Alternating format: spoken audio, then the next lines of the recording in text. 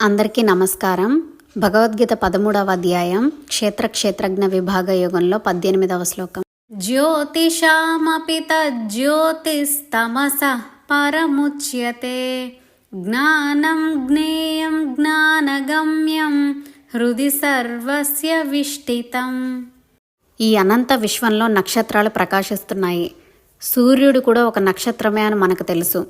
ఈ నక్షత్రాలన్నీ స్వయం ప్రకాశాలు, తమకు తాముగా ప్రకాశిస్తున్నాయి. ఈ నక్షత్రాలు వెలుగును ప్రతిఫలిస్తూ ఆ నక్షత్రాల చుట్టూ ఉన్న గ్రహాలు, ఉపగ్రహాలు ప్రకాశిస్తున్నాయి. వాటి వెలుగులో మనం ఈ ప్రపంచాన్ని చూస్తున్నాము. ఇవే కాకుండా అగ్ని, విద్యుత్తు కూడా ప్రకాశిస్తుంది.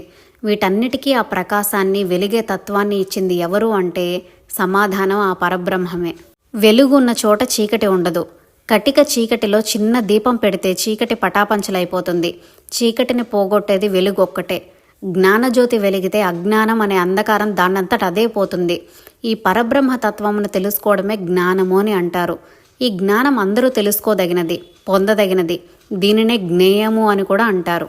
జ్ఞానం కలిగి ఉండి తెలుసుకోదగినది తెలుసుకుంటే లాభం ఏమిటి అంటే ఆ పరబ్రహ్మను పొందడమే. అదే జ్ఞానం యొక్క గమ్యం. ఏది తెలుసుకుంటే ఇంక తెలుసుకోవాల్సింది ఉండదో అదే పరబ్రహ్మతత్వం. అది తెలుసుకుంటే ముక్తి దానంతట అదే లభిస్తుంది.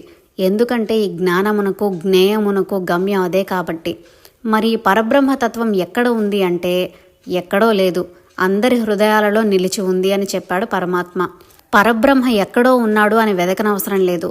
ప్రతి వారి హృదయములలో ఉన్నాడు. కానీ ఆ బ్రహ్మను గురించిన జ్ఞానమే మనకు లేదు.